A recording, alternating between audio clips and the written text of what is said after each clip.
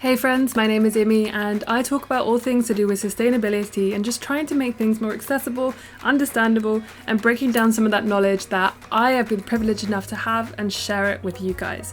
Today's video we're going to be talking about some of the zero waste items I've bought. Have they held up over time? Have they been able to be taken on adventures through life and actually be used and hold up and still be worth it 5 years later?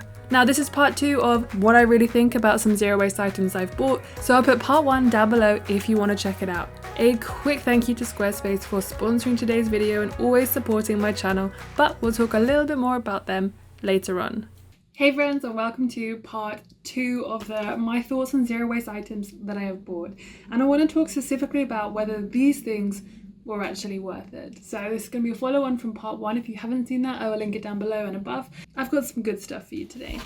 Bag of goodies. Now it's going to be ranging from things like stasher bags to food containers that I would take to work and things like that, but also we have some fun like camping style stuff as well, like meals that come in compostable packaging, because I know a lot of you guys like to go hiking and camping just like I do. I'm going to talk about those as well. And as always, if there's anything you want me to go more in depth with, I love doing kind of offshoot videos, so these kinds of videos where we talk more in depth about a specific topic or item, so let me know in the comments down below as well.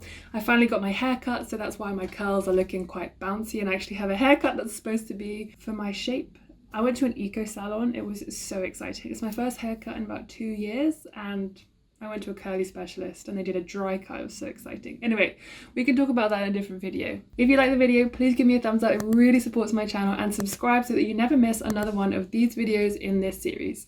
Okay, let's just get into it. Okay, so we're going to start with some of the popular things that people would buy, and I also bought a few years ago. They are very trendy. I don't know if they still are, but they are metal tins for storing stuff in, as well as taking for a lunchbox and things like that. So I've got some other ones here that I will show you, and we're going to talk about would I buy them again now, the resources that go into them, is it worth buying them, how expensive they are, etc. So we'll go into depth with those. And another storage thing that a lot of people do seem to buy, and I've got as well, are the kind of silicone bags. Now I've got 2 different types here, which I will talk about the differences between the clasp and the way that they close. So yeah, I'm just going to give them a bit of a rinse because they are a little bit dirty, and then we're going to get into talking about how useful they are and would I buy them again or do I regret getting them.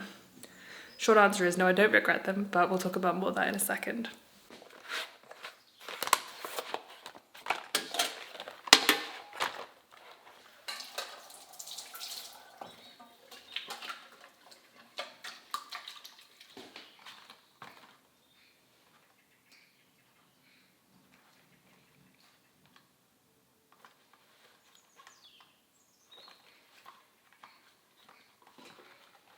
So the reason why I love the round ones, the little ones, is because they are just so easy to take things like dog food with you if you're going on a day trip or whatever, that we've often done with Ralph, or if you just want to take a snack with you. It's also quite small, so it fits in most people's bags, and it's really good for dry goods. My only thing about it is if you do have anything wet, like you're taking hummus or whatever, obviously that's not so liquidy that it's going to spill out. But you would want to get something that actually has a seal rather than just open like this. Because I have had things, not very much, but if you had something very liquidy, then I guarantee it's going to spill out of something like this, even though it does twist and close quite firmly. Okay, so now let's talk about the more square and rectangular tins and what I use them for. So this first one, it's got 2 compartments like this, and I really like this. I have used it for sandwiches and for things that again aren't particularly wet, like a pasta salad or things like that, or rice or whatever. You can't really put hot things in these because it's metal, and just like with the single walled bottles that I talked about in the last video, it can really get very hot. And I've never put anything ice cold in here, but I'm imagining that it will probably sweat as well. So those are things to consider when you are getting things like this. I used to use these for work because I never wanted to heat my food up when I was at work, so these worked perfectly. The only thing I would say is, for me personally, this is quite small for a lunchbox. I eat a lot of food, and this was always quite small, so I'd always have to bring something else as well. Now, if you're worried about weight, these are pretty lightweight. But after a while, if you're taking multiple with you, you have this, you have a thermos of soup as well, and you have one of those small ones, and you have your water bottle, yes, it can add up quite a lot. So those are also things that to take into consideration. Another thing, this does seal pretty well when you put the lid on, but again, it doesn't have a clasp or anything. So in the back of my mind, I'm thinking, will it open? Will it open? Will it just spill the contents into my bag? It never has. But if you get one that's not as high quality as this one, necessarily, then the seal, when you push it to close, if that's not really, really secure, then you might have a problem. Which leads me on to the next two. Okay, so these next two actually do have clasps. Now, I want to talk about this one first because over time, the clasp on one side has become loose and the other one has remained really, really, really sealed. But this is a good size for me. I can fit a lot of stuff in here, which is really great, sometimes too much stuff. But you could also put something, a sandwich that's wrapped up in a paper towel or whatever, and an apple and banana. And I like the fact that these are hard shelled, because then if I buy things like raspberries, blueberries from the farmer's market, I can put them in something that's going to keep them from being squished. So you can kind of put that over also if you're taking food out and you don't want something like a banana to get squished. They would always get squished when I was cycling to work and it would be such a nightmare. So I ended up putting them in things like this and it kept them really, really secure. I've had this for at least 4 years, maybe 5 years now actually. I always forget how long I've been doing this, and apart from my only concern with this is still pretty good. And then you have this one, which is similar to this one, but just a kind of single level, so thinner. And this I love for sandwiches. I will also you also don't have to just use these things for food, especially because I certainly bought too many. When I was first thinking about zero waste living, I got way too much caught up in the aesthetics. Those are some of the things to consider when you are buying stuff like this. I would love to know what you guys have thought about if you've bought metal tins for storage or for taking out in terms of lunch boxes and things like that. One other thing I have noticed in some of them is a slight crack down one of the sides, and while that hasn't done anything for spilling, it has warped the kind of shape of the tin, and that's been annoying for some things and fine for other things. So those are things that I would take into consideration when thinking about if you're gonna buy things like this. I personally am not sure that they are the best option. However, I do use some of them. So again, there are lots of pros and lots of cons. And also, of course, when it goes for things like this, I think it's made of steel. That's going to be mined. So the resources going into this are quite high. So you want to make sure that if you are going to buy it, you're really, really going to use it. But of course, I can guarantee there are going to be loads of secondhand ones like this around nowadays. But yeah, if you have any more questions about tins in particular, please let me know down below. I just want to take a small break to say thank you so much to Squarespace for sponsoring today's video. Squarespace gives people a powerful and beautiful online platform from which to create your website. You can connect with your audience and generate revenue through gated members-only content, manage your members and send email communications, and leverage audience insights. I love creating a community over on Squarespace because I can use their fully integrated commenting system that supports threaded comments, replies, and likes. So if you're interested, head to squarespace.com for a free trial, and when you're ready to launch, go to squarespace.com/sustainablyvegan to save 10% off your first purchase of a website or domain. Okay, what's the next one? So one thing I've always also wondered about is when you get new items that kind of are a sustainable brand, they always seem to send you these things with seeds in them. It kind of makes me laugh, but these ones are from Smart Skin. They sent me this cleanser to try, which also is supposed to be sustainable, like naturally derived, all that kind of stuff, and recyclable packaging. Interestingly, I was thinking of doing a skincare version of this video, if you want to let me know. Obviously I'm not an expert, but I get sent a lot of sustainable skincare. So I could do a video on that. So, and I also had this bag from a trainer brand that I worked with recently as well, which this is specifically designed to be planted. Obviously it's quite large, but I thought it'd be a fun experiment to actually plant these and see, one, what flowers actually come up, two, if they do actually come up, and is it easy for the kind of average individual to plant something like this? Unfortunately, this video is going to go up before you'll be able to see any results, but I'm going to keep up with these so that you guys can see them in a few weeks when the seedlings come up, if they do come up. But I would really love to know if you guys have also tried these, and if they have come up when you have been, or if you planted anything, because these seem to come with every sustainable company that you buy stuff from. So it just would be really interesting to see. It says, plant me and look after me daily as you would your skin. So obviously these are very small and plantable. This is quite large, but we will see. I've actually left quite a large patch in my raised bed specifically for this bag. So we will plant these in 2 different places and then we can see how they do. So let's go and do that now.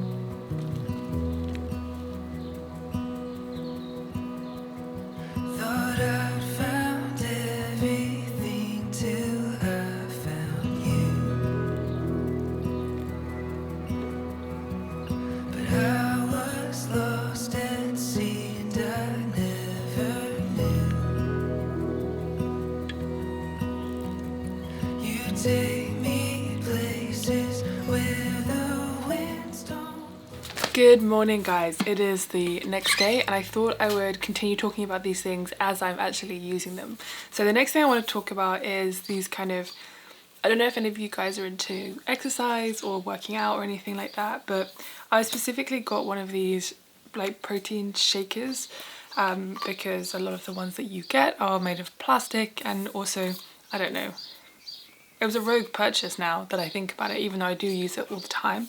But I think more specifically I wanted to talk about this company Abnormal. It's kind of like if you have used Huel before, or one of the kind of meal replacement ones. And this one is specifically marketed as a zero waste brand or a more sustainable option. And they even go so far as to say that this helps you to reduce food waste and all that kind of stuff. I personally like this kind of thing because, especially like this morning where I got up a bit late, I don't have time to have breakfast before I go to the gym, but the idea of working out on an empty stomach just doesn't appeal to me anymore. I always find that I work out much better if I have something in my body, and this, I don't even have to think about it, it's a complete meal. So for me, I personally like these things. A lot of people think that they're really tragic because it's not real food, because you're not eating it. And while I totally understand that, there are just some times when I just don't have time. I'm too busy, or honestly, like if I go hiking or if I'm traveling, I can't get vegan food in particular. These have been really helpful for me personally. I did work with them in the past. This is obviously not sponsored. I just wanted to give you a more in-depth talk about them than the post I did on Instagram. And the reason why it's also supposed to be a more sustainable option is because the other products that are like this are in plastic packaging usually, and this one is made exclusively in the UK. It's got paper-based packaging. It's got obviously, you know, ingredients that are plant-based, etc. 100% vegan, and it lasts quite a long time, but not so long that it's scary. So I'm actually going to make one of these before I go to the gym, so I will show you exactly what that's like.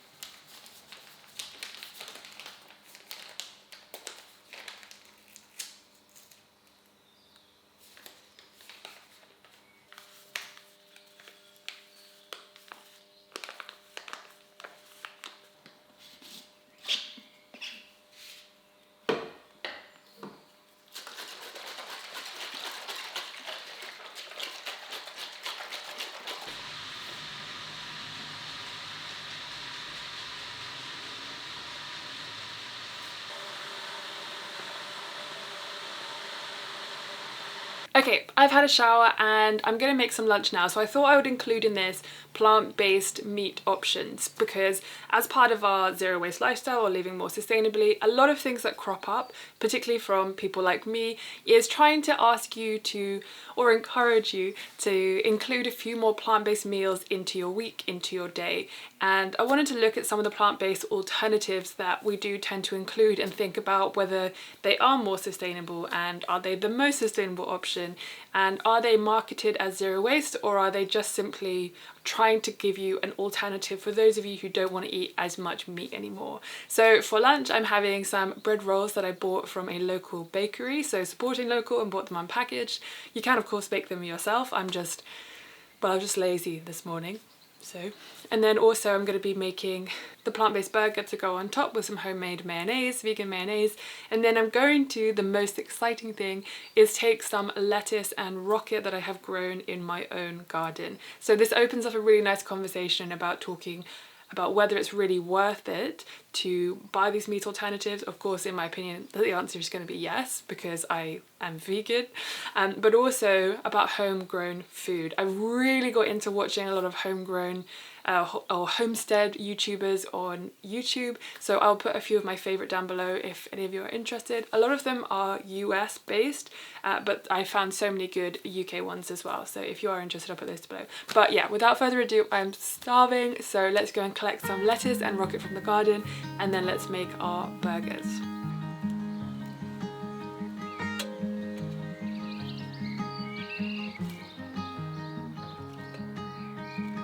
Feet are on the dashboard, my eyes on the road. I always knew I'd get here, I just thought I'd be alone. Trees tie the skyline, the sun is on the run. There's no turning back now, this love has just begun. And I've never been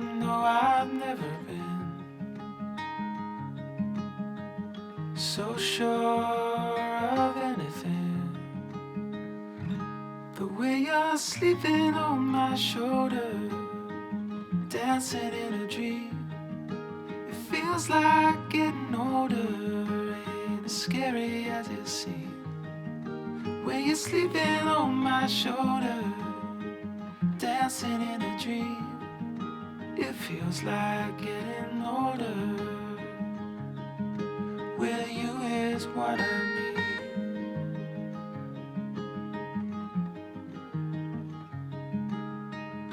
Going somewhere slowly, selling something sweet. Goodbye to the lonely, the pleasure was mine to meet. And I've never been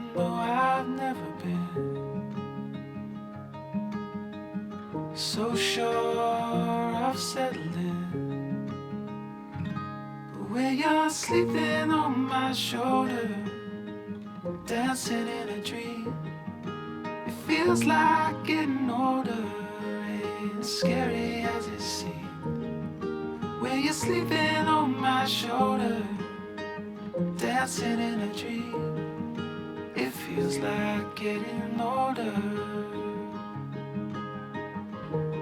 When you're sleeping on my shoulder, dancing in a dream, it feels like getting older, ain't scary as it seems. Okay, so a couple of things about the Beyond Meat burger. Obviously their packaging needs a lot of work, but in terms of things like land use and water use, it's something like 99% less water is used, 93% less land is used, and it is claimed that 90% fewer greenhouse gases are used. So that's obviously really impressive. But then we have things like their supply chain, and a lot of articles that I've read have suggested that they need to revisit their supply chain because it's possibly not as sustainable as possible. And now, considering they're a multi-billion-dollar publicly traded company, they have the resources to look into this and do so. On the whole, yes, I still believe that they are a more sustainable option than a traditional beef dish. But for those of you who aren't vegans and are just simply trying to add more plant-based options to your diet, I think this is a really good option. Also, there are other things like Linda McCartney, the brand, is really great because they mostly have stuff that just comes in cardboard packaging. Of course, there are some that come in plastic, which need to be revisited. There are some things that can't be recycled widely, like for example thin plastic film that comes on a lot of packaging that can't currently be recycled. The plastic trays, once washed, are widely recycled, but not everywhere. And then they do have some cardboard on the Beyond Meat packaging and some others that can be recycled. So we don't just want to look at packaging, we want to look at the resources, the farming supply chains, all of the different areas of resources that go into growing things. And pea protein, which goes into Beyond Meat burgers, is one of the more sustainable options. So at least that's a good thing to consider. But yeah. Somehow this video got really long, but I just wanted to kind of finish by talking about bags and canvas bags and baskets and things like that, because I think a lot of people think they need to buy them, but actually I think because they've become so kind of popular, you end up getting canvas bags for free at almost any event you go to and things like that, which is kind of wild. And even if you buy something in a shop, sometimes they give you a canvas bag instead because they think it's a more sustainable way of giving you a bag. Anyway, I personally have found that vegetable bags were 100% worth getting because it allows me to obviously buy things unpackaged, and especially with thicker cloth bags as well. It's allowed me to get some things unpackaged that are smaller, like seeds and peanuts to make peanut butter and stuff like that. So that's been really helpful. I personally really like a basket because it's more structured, and so it keeps softer vegetables safer.